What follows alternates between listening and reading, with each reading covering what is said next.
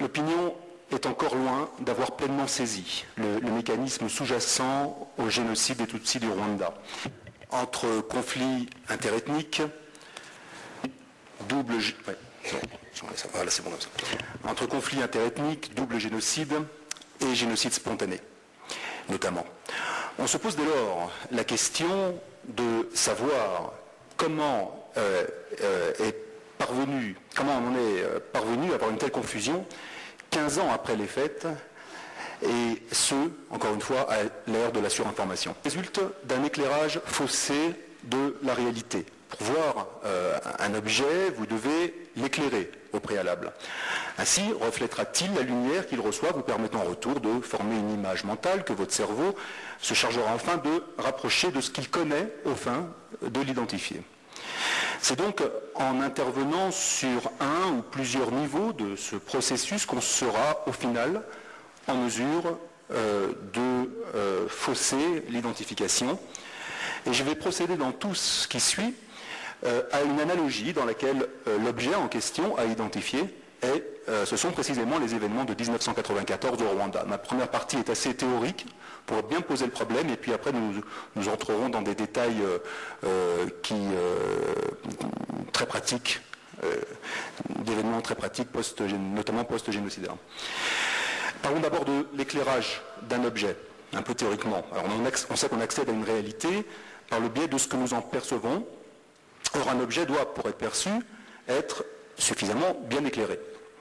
Imaginez que vous soyez dans une pièce où se trouve un objet, la lumière est éteinte, bien sûr vous ne le voyez pas.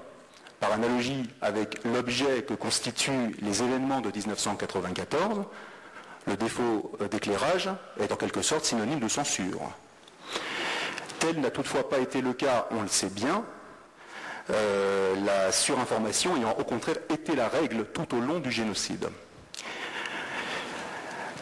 Vous entrez dans la pièce, pour percevoir qu'il y a ou non un objet, vous allumez la lumière. Surprise, il y a un objet.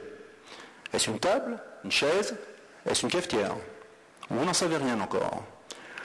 Toujours dans notre analogie, avec l'objet que constituent les événements de 1994, l'éclairage nous est fourni par les médias, par le biais de photographies, de films, de commentaires et de mise en perspective. Et soudainement, le 6 avril 1994, au soir, les médias allument la lumière.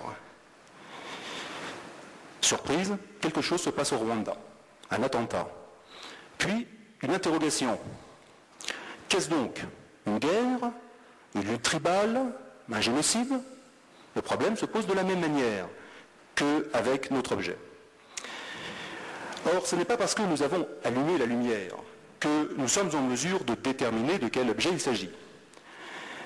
Un petit exemple, pour rester encore un petit peu dans la théorie, mais un petit exemple amusant, imaginez que l'objet soit une chaise, si la lumière n'en éclaire qu'une toute partie, disons, les barreaux verticaux du dossier, nous aurons pourquoi pas l'impression d'avoir été mis en face des barreaux d'une cellule de prison. Et ce n'est pas parce que la lumière projetée sur cet objet serait particulièrement intense que cela va résoudre le problème. Inonder de lumière les barreaux du dossier de la chaise ne va pas nous permettre de mieux identifier de quoi il s'agit. Par analogie, avec l'objet que constituent les événements de 1994, la surinformation équivaut à cet éclairage intense d'une ou de plusieurs parties de l'événement. L'éclairage, c'est une interrogation de l'objet par action-réaction. Alors qu'est-ce que ça veut dire? Pour ce qui concerne notre façon, nous, humains, de voir le monde, nous avons besoin de projeter une lumière sur l'objet que nous voulons observer, mais une lumière qui n'émane pas de nous-mêmes. Par exemple, nous avons besoin d'une source de lumière extérieure, une lampe de poche, fera l'affaire. Physiquement, et puis on va sortir de la théorie très rapidement, je vous rassure, cette lumière étant projetée sur l'objet, de l'énergie est fournie à ces atomes qui émettent à leur tour de la lumière, et bien c'est comme ça qu'on voit le monde. Par analogie toujours, on interroge les événements de 1994 au Rwanda, notamment en questionnant des témoins. Lorsqu'on questionne des témoins, c'est une façon d'envoyer la lumière sur l'événement, dont on recueille la réponse par le reflet. C'est ainsi que on considère faire la lumière sur ce qui s'est réellement passé. Or, pour interroger correctement un objet, il faut en éclairer toutes les parties, au risque sinon de n'en pas tout voir. Par analogie toujours avec les éléments de 1994, l'enquêteur doit faire son travail d'investigation en gardant à l'esprit qu'aucune réponse ne sera apportée à une question qu'il n'aura pas posée. Il recevra enfin ses réponses en faisant abstraction de tout schéma cognitif préconçu susceptible d'entraîner chez lui le rejet a priori de certaines d'entre elles. Je sais par exemple qu'il est encore, pour certaines personnes, inconcevable que des soldats français aient jeté des Tutsis de leur hélicoptère pendant l'opération humanitaire censée pourtant leur porter secours. C'est notamment le cas, on en parlait dans une autre communication de M. Hatzfeld, qui considère, dans une tribune que lui accordait le journal français Libération, cela, je cite, absurde. Et pourtant, de nombreux témoignages en attestent. Le premier ne datant pas de la commission Mouchou, puisque des témoignages semblables ont été recueillis par une Française qui s'appelle Cécile Grenier, qui est l'auteur de 2 tomes d'une bande dessinée qui s'appelle Ronda 94. Elle a recueilli quelques années auparavant ces témoignages. C'est le fait de rejeter a priori ces témoignages qui est absurde, et non les témoignages eux-mêmes. Nous allons un peu arrêter de théoriser et on va rentrer maintenant dans ces événements de 1994. On va parler de la surinformation et comme illusion d'information. Nous avons été inondés d'informations pendant le génocide des Tutsis, sur le même titre que l'objet est inondé de lumière. Est-ce à dire que nous avons saisi ce qui se passait au Rwanda à cette époque? On sait bien aujourd'hui que non. Car tout dépend de la nature de l'information qu'on est amené à connaître. Or, l'information peut tuer. Lorsque, ne reflétant pas la situation qu'elle est pourtant censée décrire fidèlement, elle prive l'opinion de ses moyens de réaction. Je viens de Paris hier, et je pouvais voir en partant, c'est toujours actuellement dans les kiosques parisiens, une campagne de l'association française Reporters sans frontières, où on peut voir le slogan « Informer tue » affiché au regard du logo de Reporters sans frontières, qui entend ainsi faire savoir que des journalistes meurent pour nous informer, ce qui est vrai. Mais l'information biaisée du correspondant de Reporters sans frontières, Guy Tenis, Rwanda en 1994, a également tué à sa façon. On ne pourra pas dire que Guy Tenis n'aura pas, en avril 1994, informé sa hiérarchie catholique, aussi bien que journalistique, que des massacres, je le cite, avaient lieu alors à Kigali. Il se défend d'ailleurs lui-même d'avoir un tant soit peu fait preuve de retenue dans cette dénonciation. Plus de 20 fax ont été ainsi envoyés par Guy Tenis à sa hiérarchie concernant l'existence de ces massacres. Si ce n'est qu'il n'a pas précisé la cible de ces massacres, pas plus qu'il n'en a précisé les auteurs. Dit autrement, et par analogie, il a éclairé de façon inadéquate l'objet que constituent les événements de 1994, de telle sorte que l'observateur ne puisse en déduire qu'il s'agissait alors d'un génocide. Or, faute d'avoir su qu'il s'agissait du génocide des Tutsis, l'opinion internationale n'a pu se mobiliser au fin d'obtenir que l'on désarme l'État génocidaire rwandais de l'époque quand il en était encore temps. La surinformation nous donne le sentiment d'avoir épuisé la réalité. Le génocide ayant été mis en lumière de façon inadéquate, nous avons été ainsi inondés d'informations sur ce qui était censé nous apparaître alors comme la péripétie de massacres interethniques, voire chaotiques, nous donnant le sentiment qu'une telle couverture était exhaustive, donc honnête. Un sentiment qui a paradoxalement permis de mieux désinformer, en ce qui nous a fait relâcher notre vigilance. La surinformation donne également l'illusion de la transparence. Une grande transparence de la part de l'ensemble des protagonistes. Encore faut-il savoir qu'au puzzle que nous pensons ainsi avoir constitué manque des pièces sans lesquelles l'image qu'il est, le puzzle, censé restituer n'a rien à voir avec la réalité. Exemple. Un exemple où on va voir qu'il s'agit d'un puzzle dont il suffit qu'une seule pièce vienne à manquer pour déformer complètement l'image qu'il est censé offrir. Le colonel Henri Poncet, qui commandait l'opération Amaryllis d'évacuation des ressortissants étrangers, fit, Dans le compte-rendu qu'il adressa le 27 avril 1994 à l'amiral Langsade, alors chef d'état-major aux armées, mention, je cite, de son souci permanent de ne pas montrer aux médias des soldats français n'intervenant pas pour faire cesser des massacres dont ils étaient les témoins proches. Si la mission française d'information parlementaire pour le Rwanda, présidée par Paul Kiles en 1998, fit bien état de cette confidence, elle ne précisa toutefois pas que la vigilance dont Poncet affirma avoir fait preuve résultait d'une directive de sa hiérarchie parisienne. Faute d'une telle précision, le lecteur du rapport de la mission a pu être amené à penser qu'il s'est agi là d'une initiative de Poncet en réponse à une situation qu'il n'aurait fait que découvrir une fois sur le terrain. La logique prévalant à une telle hypothèse est la suivante.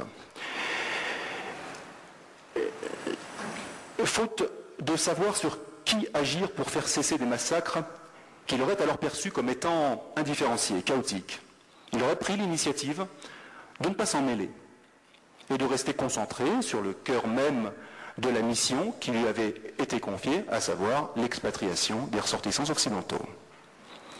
Or, non seulement la mission qui laisse a omis de préciser que ce souci permanent avait été consigné au sein du compte-rendu de l'opération Amaryllis, mais elle a omis également d'en annexer le contenu à son rapport comme elle avait pourtant su le faire, pour ce qui concerne nombre d'autres documents. Or, le fait que l'état-major lui ait transmis une telle directive change toute la donne. En effet, la responsabilité que nous engageons dans chacun de nos actes tient compte du niveau de connaissance que nous avons du contexte dans lequel ils s'inscrivent. Or, si l'on eût pu tenter d'expliquer la non-assistance des soldats d'Amaryllis aux Tutsis massacrés par l'incapacité de leur commandant à leur donner un ordre cohérent face à une situation incohérente, en ce que perçue comme chaotique, au point qu'il n'aurait su distinguer les victimes des bourreaux, l'état-major parisien, lui, les distinguait parfaitement au moment où il lui confia ses directives. Mise en perspective avec l'ordre d'opération Amaryllis, qui montre que cet état-major savait qu'avait lieu, je cite, c'est tiré c'est le contenu de l'ordre d'opération Amaryllis, donc c'est signé par l'état-major français, qu'avait lieu l'élimination des Tutsis dans toute la ville. Mise en perspective avec cette connaissance, la directive qu'il donna par le biais de Poncet aux soldats français de ne pas empêcher les massacres dont ils étaient alors les témoins proches équivaut, sans aucun doute possible, à leur avoir ordonné de ne pas empêcher la garde présidentielle de procéder à l'élimination des Tutsis. Il était devenu plus qu'urgent de refermer la boîte de Pandore en lâchant les services secrets français sur tous ceux qui étaient susceptibles d'avoir eu la note compromettante entre leurs mains. Aussi, le ministère de la Défense porta plainte pour divulgation d'un document non déclassifié, en cours actuellement, faisant ainsi en sorte que ce compte-rendu ne soit plus accessible publiquement. Il s'agissait donc, pour revenir un peu sur nos métaphores précédentes, de réorienter l'éclairage qui avait un temps permis de mettre convenablement en lumière un important moment du génocide. Il s'agissait de retirer la pièce du puzzle afin de cesser de l'éclairer convenablement et fausser ainsi à nouveau l'image d'ensemble qu'il donne à voir. Je vais vous parler maintenant de la surinformation et de la liberté d'opinion. Toute information, même inconsistante, a droit de citer dans une démocratie au nom de la liberté d'opinion. Par ailleurs, toute information, elle parfaitement avérée, peut aussi, dans une démocratie, être publiquement reléguée sur le plan d'une thèse. La question posée à Védrine de savoir, Hubert Védrine, ancien secrétaire général de l'Élysée au moment du génocide, de savoir s'il avait connaissance de directives, cette directive dont je vous ai parlé tout à l'heure, de l'armée, de faire en sorte que les médias ne se rendent pas compte que les soldats français n'empêchaient pas les massacres qui avaient lieu devant leurs yeux. Védrine m'a répondu par une question. C'est la thèse que vous défendez? Je lui ai répondu, c'est une question que je vous pose. L'ancien secrétaire général de l'Élysée m'a répondu à nouveau par cette même question. C'est la thèse que vous défendez? Avant de m'affirmer, ce n'est pas une question, c'est une thèse. Alors j'insiste, c'est une question que je vous pose. Il me répond non, ce n'est pas une question, c'est une thèse. L'idée, on l'aura compris, est d'esquiver toute question embarrassante, en faisant mine de ne pas croire en la bonne foi de son interlocuteur. Je ne réponds pas à des questions de procureur, finira par me répondre Védrine. Il faut dire que Hubert Védrine n'avait alors probablement pas voulu réitérer ce moment difficile qu'il a vécu au cours du procès parisien, opposant l'association française SOS Racisme au journaliste écrivain célèbre en France, Pierre Péan, auteur du livre négationniste Noir Fureur, Blanc Menteur. SOS l'accusant alors d'incitation à la haine raciale. J'ai couvert les 3 jours du procès. Et alors qu'il fait face au juge parisien en qualité de témoin de la défense, donc la défense est Pierre Péan,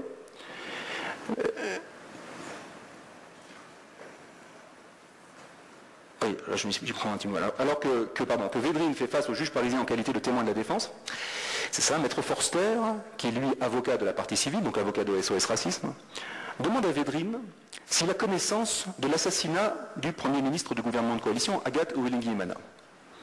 La réponse de Védrine va être surprenante. Et c'est un scoop que je vous fais, parce que je ne crois pas que grand monde l'ait entendu. J'étais juste devant lui, et j'ai pu tout voir, son mouvement de lèvres, sa façon de dire ce que je vais vous dire. Petit rappel, le 7 avril 1994, Agathe Uwilingiyimana entendait prendre la parole à la radio pour lancer un appel au calme à la population, vous le savez tous. Elle fut assassinée par la garde présidentielle rwandaise au moment de se rendre dans les locaux de Radio Rwanda. Le putsch venait donc de commencer. Et la France officielle allait le soutenir en permettant notamment au gouvernement génocidaire de se former au sein même de son ambassade à Kigali. Sur les mains de ceux que cette France, je dis bien cette France, adoubait alors le sang d'Agathe. Retour au palais de justice, Maître Forster se tourne vers Hubert Védrine. Êtes-vous au courant, lui demande l'avocat, que Agathe Uwilingiyimana a été assassinée? Tous les ouvrages relatant les événements rwandais du 7 avril 1994, je dis bien tous les ouvrages, évoquent bien évidemment l'assassinat du Premier ministre. Il n'est pas un film relatif au génocide des Tutsis du Rwanda digne de ce nom qui oserait faire l'impasse sur ce meurtre. Un assassinat qui est le geste symbole du putsch fomenté par Bagosora. Un geste qui est la marque du rejet des accords d'Arusha que la France est, si l'on en croit les propos de Védrine, censée avoir tout de même appuyé jusqu'au bout. Et pourtant, à la question de Forster, de savoir s'il est toujours au courant qu'Agathe Uwilingiyimana a été assassinée, je vois et j'entends Hubert Védrine chuchoter. Je ne le sais pas.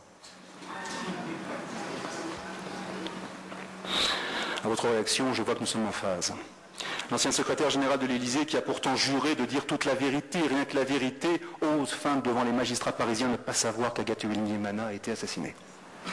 Un aveu de culpabilité auquel il n'est aucunement besoin d'ajouter le moindre commentaire.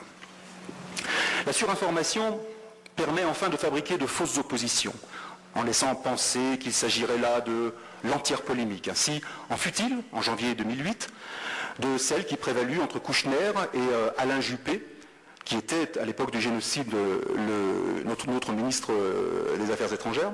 Donc M. Kouchner est notre ministre des Affaires étrangères aujourd'hui. Donc ainsi en fut-il de celle qui prévalut entre Kouchner et Juppé lorsque ce dernier déclara sur son blog que le chef du Quai d'Orsay avait, ici même, à Kigali, publiquement considéré que la France des années 90 avait fait une, je le cite, faute politique. Juppé rétorqua alors que Kouchner en avait dit trop peu ou pas assez. Ceux qui connaissent un tant soit peu le dossier savent bien qu'il en a alors dit trop peu. Kouchner n'ira pas plus loin, tentant à cet instant d'incarner aux yeux de l'opinion l'accusation extrême contre la France officielle, ce que l'universitaire José Kagabo, je le cite toujours, parce que je trouve cette idée absolument très intéressante, la France officielle que M. Kagabo restreint avec justesse à une sorte d'acazou française. Et je vous assure, je lui paye les droits d'auteur à chaque fois. La récente polémique entre Péan et Kouchner consiste, de la même manière, à déplacer artificiellement le centre de gravité de la polémique sur l'implication de la France officielle dans le génocide de manière à disqualifier a priori les accusations les plus graves. Je me dépêche parce que je vais me faire rappeler à l'ordre. La surinformation n'empêche pas de n'éclairer que partiellement les événements de 1994. Dans le cadre du génocide des Tutsis, le geste final du crime individuel s'est fait, on le sait, aux yeux du monde entier. Cela fut rendu possible parce que ceux qui incitèrent à commettre ce geste développaient au même moment, à l'attention de ceux à qui ils avaient décidé de ne point le cacher, un message censé en modifier l'interprétation. Il s'agissait alors de le faire apparaître comme une colère populaire ayant spontanément fait suite à l'attentat du 6 avril. Il faut toutefois rappeler, alors que j'expose ici justement le sujet de la surinformation, que le génocide des Tutsis a aussi été mis en œuvre à l'abri des regards. C'est que l'existence du génocide des Tutsis peut ne pas se voir de façon évidente lorsque la mort est donnée à coups de machette de par le pays. Elle se repère toutefois un certain nombre de nœuds du génocide, par exemple des regroupements de Tutsis dans des stades où ces derniers furent mitraillés avant seulement, on l'a évoqué tout à l'heure, d'être finis à la machette. S'en est suivi une organisation de déblayage, dans ce cas-là, des cadavres avec des pelleteuses. On retrouve là, à l'instar de l'utilisation des chambres à gaz pendant la Seconde Guerre mondiale, une mise en œuvre centralisée et de la mise à mort qui, dans les deux cas, ne peut vraiment laisser penser à autre chose qu'une tentative d'éradication d'un groupe humain. J'ai quasiment terminé.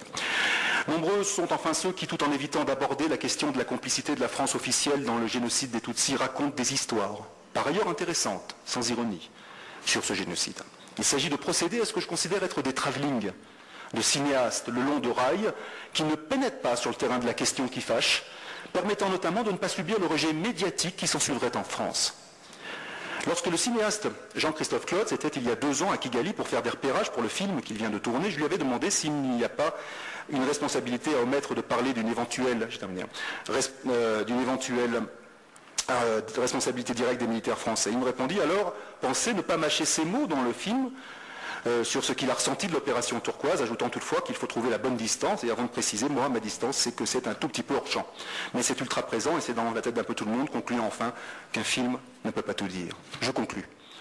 On doit se poser la question de savoir si la mise en œuvre du génocide des Tutsis ne constituerait pas en définitive une des formes optimales du crime des crimes, lorsqu'il s'agit de tenir compte de la contrainte du tout informationnel. Un mécanisme qui ne fait pas l'économie de la connivence de la France officielle de l'époque avec le gouvernement putschiste génocidaire.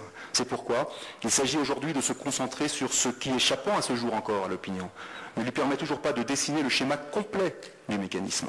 Or, accéder à la compréhension de l'implication de la France officielle dans ce génocide, c'est repérer un rouage essentiel, sans la compréhension duquel on ne peut espérer accéder à celle de l'ensemble du système d'engrenage interne à l'horlogerie génocidaire.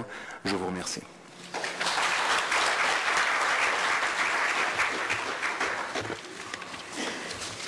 Merci beaucoup, Serge Farnel. Je pense que comme l'exposé précédent, l'exposé de Serge se passe vraiment de commentaires. Il est clair, il est précis, il est très documenté. Malheureusement, le temps ne nous a pas permis de l'exploiter en entier. Une remarque majeure, nous disions au début que le génocide et la négation du génocide font corps ensemble et ne peuvent pas se dissocier. Il s'avère, d'après l'exposé de Serge, que la négation du génocide et la complicité du crime de génocide sont indissociables. La France officielle est complice notoire du génocide et la France officielle est à l'avant-garde de la démarche négationniste. Serge Farnel est une véritable bibliothèque sur la question